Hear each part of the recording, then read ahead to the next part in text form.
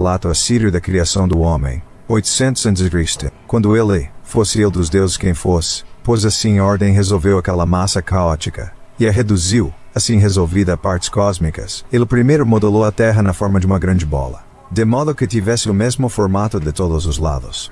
E cuidou de que nenhuma região estivesse sem suas próprias formas de vida animada, que as estrelas e formas divinas ocupassem o assoalho do céu, que o mar se tornasse a casa dos peixes brilhantes, que a terra recebesse os animais, e o movente ar os pássaros.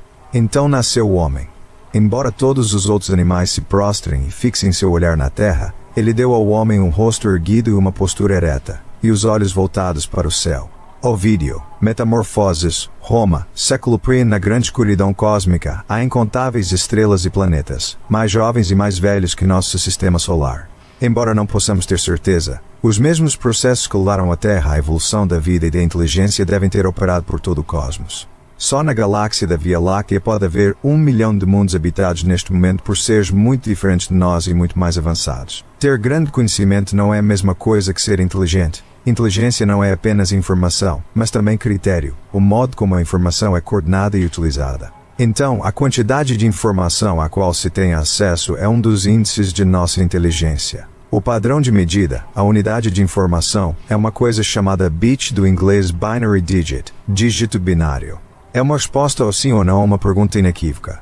A resposta específica à questão de se uma lâmpada está acesa ou apagada requer um único bit de informação. Para designar uma letra entre as 26 do alfabeto latino, são precisos 5 bits, 252232, que é mais do que 26. A informação verbal contida neste livro representa um pouco menos de 10 milhões de bits, 107. O número total de bits que caracteriza um programa de TV com 1 hora de duração é de cerca de 1012. A informação contida em palavras e figuras dos diferentes livros em todas as bibliotecas da Terra tem algo como 1016 ou 1017 bits.1. Claro que muito dessa informação é redundante. Esse número calibra de maneira crua a quantidade de conhecimento humano.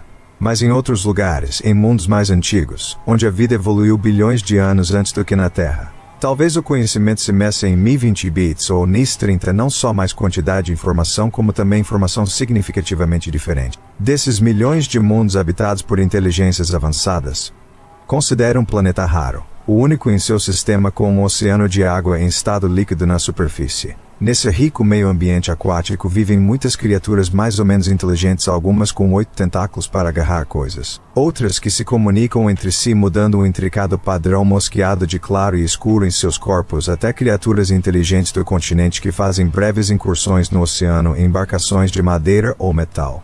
Mas estamos buscando as inteligências dominantes, das maiores criaturas do planeta, as sencientes e graciosas senhoras do oceano profundo, as grandes baleias. Elas são os maiores animais que evoluíram no planeta Terra em todos os tempos, muito maiores que os dinossauros. Uma baleia azul pode chegar a 30 metros de comprimento e pesar 150 toneladas. Muitas, em especial as baleias da barbatana, são plácidas navegadoras, percorrendo grandes volumes de oceano em busca dos pequenos animais que lhes servem de pasto. Outras comem peixes e krill. As baleias são recém-chegadas no oceano. Há apenas 70 milhões de anos, seus ancestrais eram mamíferos carnívoros que migraram em lentas etapas do continente para o oceano. Entre as baleias, as mães amamentam seus filhotes e cuidam deles com carinho. Há um longo período de infância no qual as adultas educam as mais jovens. Brincadeiras são um passatempo típico. São características de mamíferos, muito importantes para o desenvolvimento da inteligência. O mar é turvo. Visão e olfato, que funcionam bem nos mamíferos terrestres, não são muito úteis nas profundezas do oceano. Os ancestrais das baleias, que se valiam desses sentidos na localização de um parceiro para acasalamento, ou um filhote, ou um predador, não deixaram muitos descendentes. Assim, um novo método foi aperfeiçoado pela evolução. Ele funciona bastante bem, e é fundamental para toda a compreensão das baleias o sentido do som. Alguns sons emitidos pelas baleias são chamados de canções, mas ainda ignoramos sua verdadeira natureza e significado. Abrangem uma extensa banda de frequências, e chegam bem abaixo do mais grave som que o ouvido humano é capaz de captar. Uma típica canção de baleia dura pelo menos 15 minutos, e a mais longa, cerca de 1 hora. Muitas vezes é repetida, idêntica, cadência por cadência, compasso por compasso, nota por nota. Pode acontecer de um grupo de baleias deixar suas águas de inverno no meio de uma canção, e 6 meses depois a retomar exatamente na mesma nota, como se não tivesse havido interrupção. As baleias são muito boas em lembrar. Com muita frequência ao voltarem, o vocalize mudou.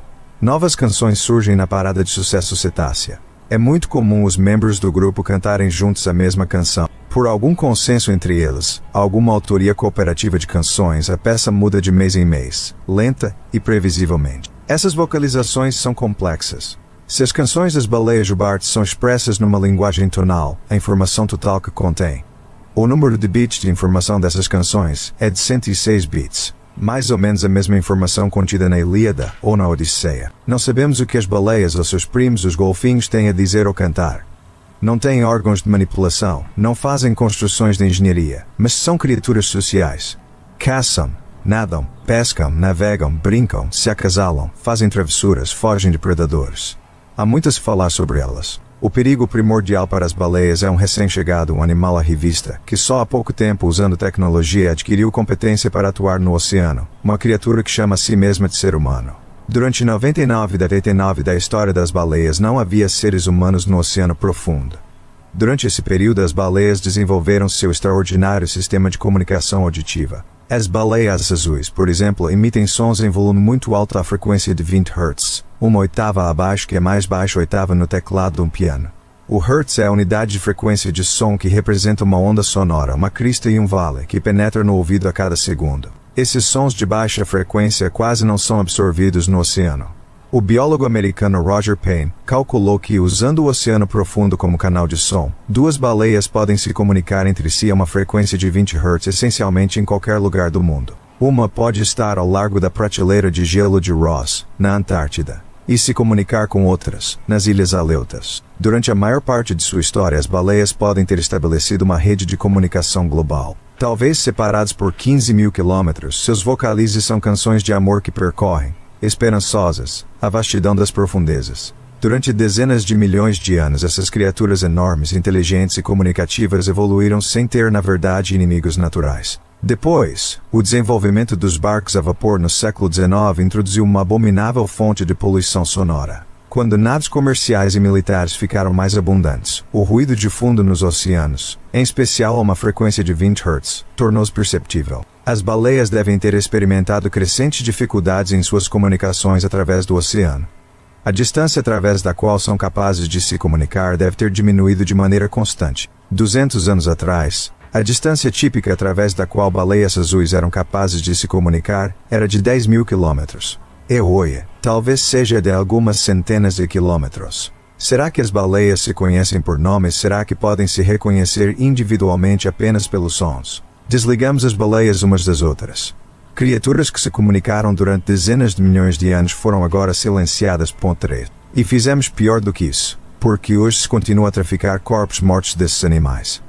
Há seres humanos que caçam e matam baleias e as comerciam para a fabricação de batom ou lubrificantes industriais. Muitas nações compreendem que o assassinato sistemático dessas criaturas inteligentes é monstruoso, mas o tráfico permanece, promovido sobretudo por Japão, Noruega e União Soviética. Nós, seres humanos como espécie, interessamo-nos por uma comunicação com inteligências extraterrestres. Não seria um bom começo melhorar a comunicação com inteligências terrestres, com outros seres humanos de culturas e línguas diferentes das nossas, com os grandes hominídeos, os golfinhos, mas em especial com essas inteligentes senhoras das profundezas, as baleias? Para uma baleia viver ali, há muitas coisas que ela tem de saber fazer.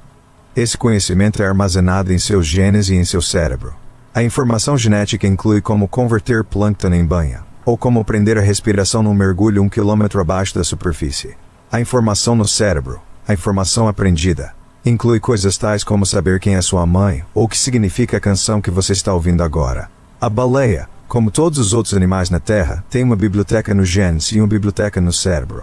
Seu material genético, como o do ser humano, é feito de ácidos nucleicos. Essas moléculas extraordinárias capazes de se reproduzir a partir dos blocos de construção de natureza química que as cercam e de tornar informação hereditária em ação. Por exemplo, uma enzima da baleia, idêntica à que você tem em cada célula de seu corpo, chama-se hexoquinase, primeira das mais de 2 dúzias de etapas, mediadas por enzimas. requeridas para converter uma molécula de açúcar obtida no plâncton na dieta em um pouco de energia, talvez uma contribuição para uma única nota de baixa frequência na música das baleias. A informação armazenada na dupla hélice do DNA de uma baleia, de um ser humano ou de qualquer outro animal ou vegetal na Terra, está escrita numa linguagem de 4 letras. Os 4 diferentes tipos de nucleotídeos, os componentes moleculares que constituem o DNA. Quantos bits de informação estão contidos no material hereditário de várias formas de vida? Quantas respostas tipo sim não às várias perguntas biológicas estão escritas na linguagem da vida? Um vírus precisa de 10.000 bits, mais ou menos o equivalente à quantidade de informação contida nesta página. Mas a informação viral é simples, muitíssimo compacta, extraordinariamente eficiente.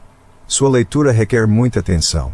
São as instruções de que ele precisa para infectar outro organismo e se reproduzir, única coisa na qual os vírus são bons. Uma bactéria utiliza mais ou menos 1 milhão de bits de informação que corresponderiam a 100 páginas impressas. Ou bactérias têm muito mais coisas a fazer do que vírus. Ao contrário deles, elas não são parasitas consumados. Têm de ganhar a vida. E uma ameba unicelular em nado livre é muito mais sofisticada, com cerca de 400 milhões de bits em seu DNA.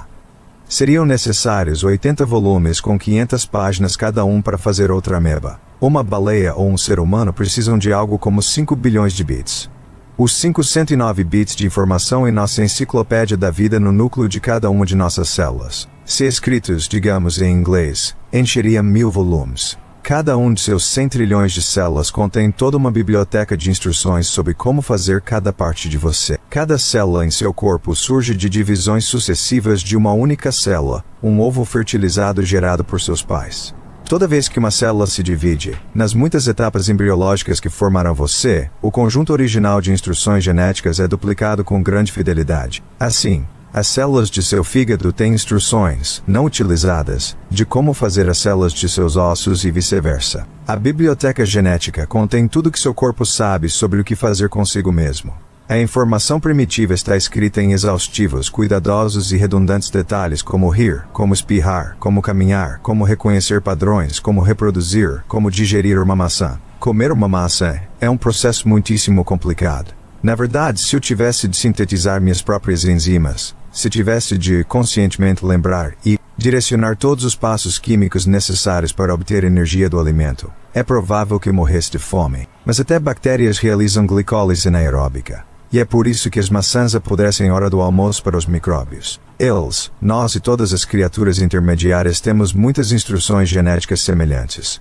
Nossas bibliotecas de genes separadas têm muitas páginas em comum, outro lembrete de nossa herança evolucionária comum. Nossa tecnologia só é capaz de duplicar uma pequena fração da intricada bioquímica que nosso corpo realiza, sem esforço, apenas começamos a estudar esses processos. A evolução, no entanto, tem bilhões de anos de prática. O DNA sabe disso.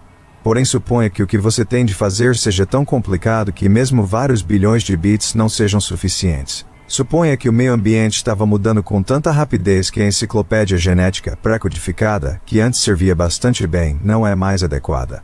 Que mesmo uma biblioteca genética com 1000 volumes não seja o bastante. É por isso que temos cérebro. Como todos os nossos órgãos, o cérebro evoluiu, aumentando sua complexidade e seu conteúdo informacional, ao longo de milhões de anos. Sua estrutura reflete os estágios pelos quais passou. O cérebro evoluiu de dentro para fora. Em seu interior, bem fundo, está a parte mais antiga, o tronco cerebral, ou encefálico, que conduz as funções biológicas básicas. Entre elas os ritmos da vida, a pulsação cardíaca e a respiração. Segundo um provocador insight de Paul MacLean, as funções mais elevadas do cérebro evoluíram em 3 estágios sucessivos. Recobrindo o tronco encefálico está o complexor, o lugar da agressão, do ritual, da territorialidade e da hierarquia social, que evoluiu há milhões de anos em nossos ancestrais reptilianos, bem fundo dentro do crânio de cada um de nós. Existe algo como o cérebro de um crocodilo.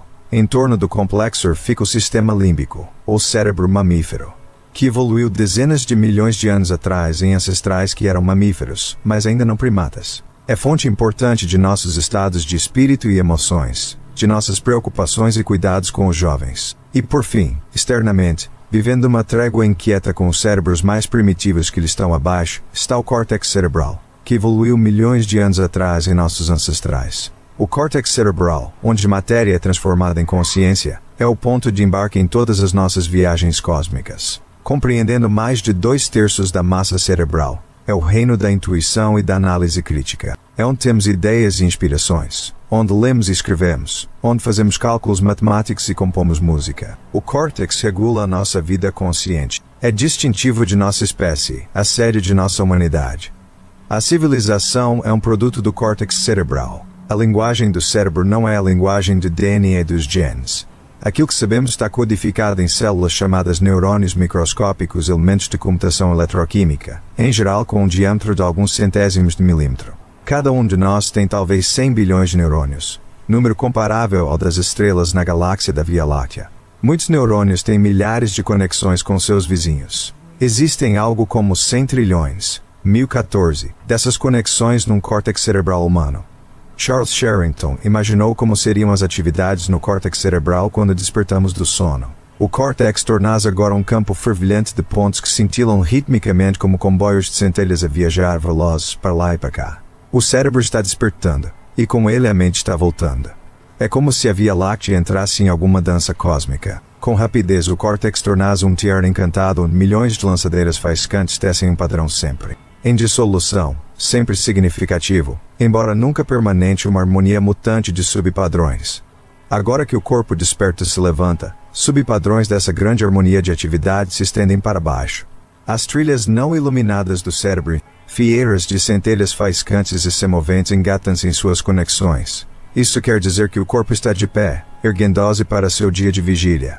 Mesmo durante o sono o cérebro está pulsando, palpitando e lampejando nesses afazeres complexos que constituem a vida humana, sonhando, lembrando e imaginando coisas. Nossos pensamentos, nossas visões e fantasias têm uma realidade física. Um pensamento é feito de centenas de impulsos eletroquímicos. Se encolhêssemos ao nível dos neurônios, poderíamos testemunhar padrões elaborados, intricados e evanescentes. Um deles talvez seja o faiscar da memória do aroma de lilazes à beira de uma estrada no campo, na infância. Outro pode ser parte de um ansioso alerta geral onde foi que deixei as chaves. Existem muitos vales entre as montanhas da mente, convoluções que aumentam de maneira extraordinária a área da superfície disponível para armazenamento de informação no córtex cerebral, num crânio cujo tamanho é limitado. A neuroquímica do cérebro é de uma atividade espantosa, circuitos de uma máquina que é mais maravilhosa do que qualquer uma concebida pelo homem. Mas não há evidência de que seu funcionamento se deva a algo além de suas 1014 conexões neurais que constroem uma elegante arquitetura de consciência. O mundo do pensamento divide-se, grosso modo, em 2 hemisférios. O hemisfério direito do córtex cerebral é responsável sobretudo pelo reconhecimento de padrões, pela intuição, pela sensibilidade, por insights criativos. O hemisfério esquerdo preside o pensamento racional, analítico e crítico. Essas são as forcas duais, os opostos essenciais que caracterizam o pensamento humano. Juntos, provém os meios tanto para a geração de ideias quanto para testar sua validade. Os hemisférios mantêm entre si um diálogo contínuo, transmitido por um imenso feixe de nervos, o corpo caloso, ponte entre criatividade e análise, ambas necessárias para a compreensão do mundo. O conteúdo informacional do cérebro humano expresso em bits é talvez comparável ao número total de conexões entre neurônios, cerca de 100 trilhões 1014 de bits. Se fosse escrita, digamos, em inglês, essa informação preencheria cerca de 20 milhões de volumes, tantos quanto os que existem nas maiores bibliotecas do mundo. Dentro da cabeça de cada um de nós há o equivalente a 20 milhões de livros. O cérebro é um lugar muito grande num espaço muito pequeno. A maioria dos livros no cérebro está no córtex cerebral.